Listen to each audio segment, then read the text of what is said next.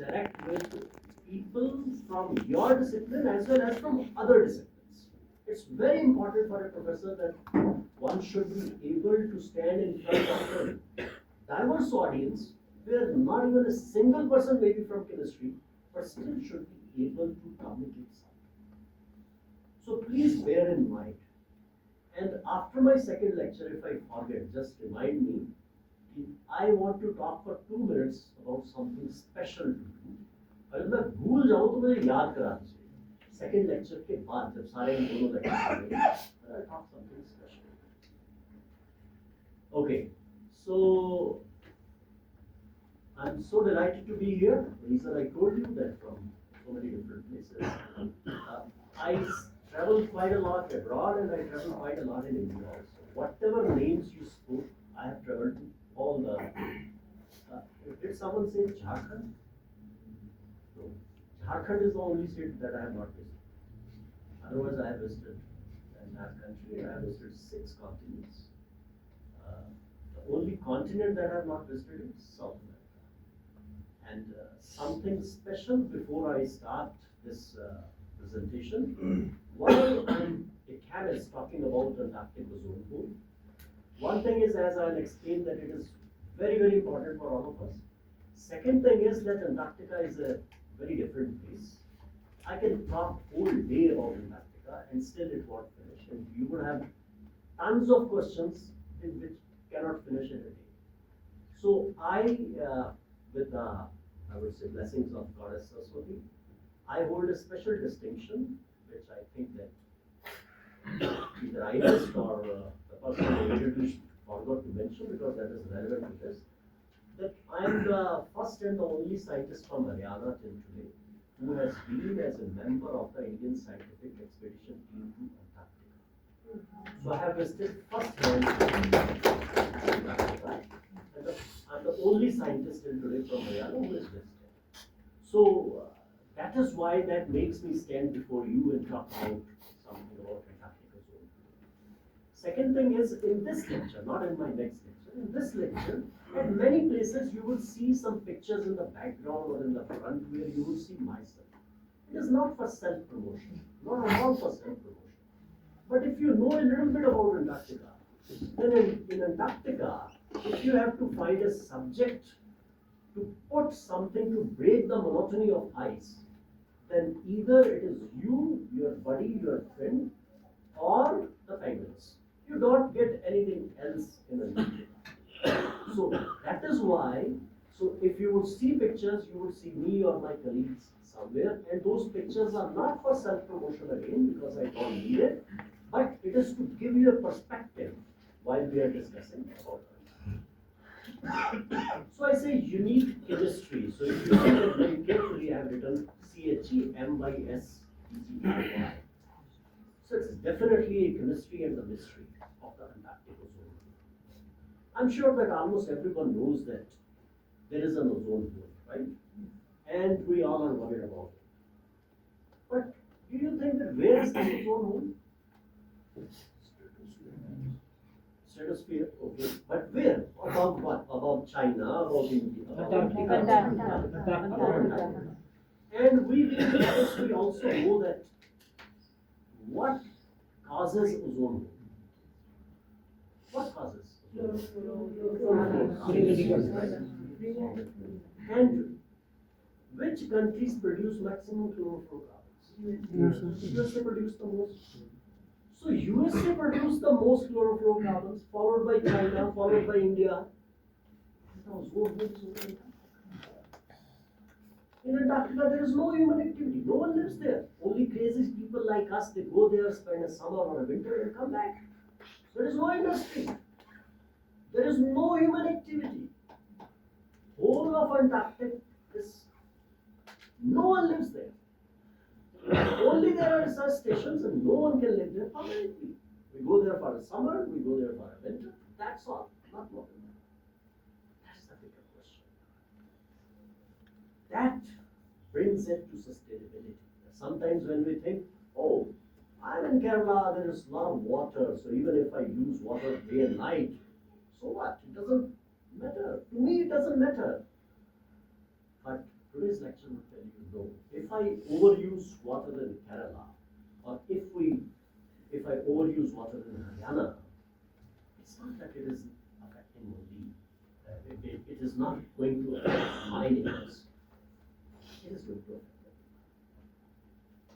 So, coming to this Antarctic ozone hole, before I go further, if you see that there in the background is the ship which took us to Antarctica, and if you can read it, it's written Magellan ordered off. I'll have a better picture also. And in the front, it is myself standing there with the flag of my university, because it's a proud moment. So whosoever goes, they take the flag of their university and we keep it there at the station. And if you look at this ship, it looks like it's a very, very tiny ship. But it's not a tiny ship. It's almost about 300 meters long. So very big ship. Why it is looking tiny? Because where I am standing, it is not land. It is a perma shelf. It is ice, which is called perma shelf. And it is only 900 meters thick. 900 meters thick. So it is a perma shelf ice, which is as good as land. We do all our operations here. The ship is moored here. We took our containers here, and then we do carve off from there to our station. So everything is done here. But something about this ship, the Magellan, this is a German ship, because in India we don't have any ice class ship, and we need ice class ship to go to Antarctica. It is the same ship. I don't know that if someone of you can remember that some years back there was a huge coverage in all over the world. This is the same ship you see. This is how we go. This is the ice.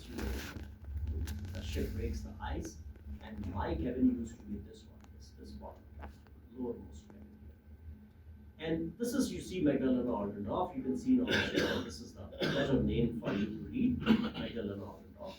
And it is the same ship which was in the news for a very wrong reason. Scientists stranded in ice await getting rescued. And it was covered by everyone, like BBC, ABC, see the CNN, Washington Post, Guardian, because it is the same ship and the same year when we went to Antarctica. That year what happened, then the Russian ship broke. So Russians decided how to take out their team. So they talked to the company, Magellan Ordendorff, and they said, okay, so this ship will first go to South Africa, will drop the Indian expedition team, and then we'll come back and take the Russian team and bring them back. So the ship took us, the Indian team, to Cape Town. They dropped us at South Africa, went back, took the Russian team, started sailing, and in the meantime the sea froze. And the whole of the 80 scientists of the Russian team and 28 crew members, they are stuck. So it was a huge, huge effort. Fortunately, the Argentina, US, Norway, South Africa, everybody got involved, and finally, we didn't lose any scientist or crew member. Everybody was able to be taken out. But it was a huge effort, because Antarctica is just like, not like this that you take a plane and bring them back. So special choppers had to be designed which can fly that long, because you cannot fuel in between. So ships were placed at an Antarctic just circle so that they can fly and take out. So it's the same ship, it is the same year. The only thing is that we were dropped at Cape Town, so and the ship was back to take the Russian team. Okay. So now about Antarctica, before I move to the ozone hole. Antarctica definitely it's an epitome of curiosity for adventurers as well as scientists. Honestly, if you ask me that who discovered Antarctica, then definitely Maori navigators of New Zealand. They were the first to set eyes on the Antarctic waters as well as on the Antarctic continent. But unfortunately, as you know, that the history of natives is never a history for the so-called modern historians. So that is why no one recognizes that, okay, Maoris already knew about Antarctica and they discovered. So that is why the recorded history starts from 1773, when Captain James Cook became the first European navigator to cross the Antarctic Circle, not going to Antarctica. Crossing Antarctic Circle is a special event. You get a certificate that okay, you crossed the Antarctic Circle. It is 66 degree 33 minutes south latitude. So, in modern history, it is said that oh, it was the Captain James Cook who was the first to cross the Antarctic Circle. Now the race to find Antarctica started, and 1823 separate expeditions, those were started by the British, by the Americans and the Russians, and they all three they claimed discovery of the continent. Oh, we saw another continent and that is called Antarctica. In 1823, Captain James Weddell, he said, I not only saw, but I have traveled furthest south in the Antarctic waters. That is why one of the seas, a part of the sea around Antarctica, nowadays is named as Weddell Sea. And in 1899, a Norwegian, Carsten, led the British expedition, and he was the first to spend a winter on Antarctic mainland. And he was the first to use dogs and sledges on the continent. Why? Because Norway is in the Arctic Circle, so they already use dogs and sledges. So he said, oh, we can do the same thing. So he was the first to use these dogs and sledges on this Antarctic continent. Then in 1902, Scott, there are very famous navigators, Scott, Hamilton, and Wilson.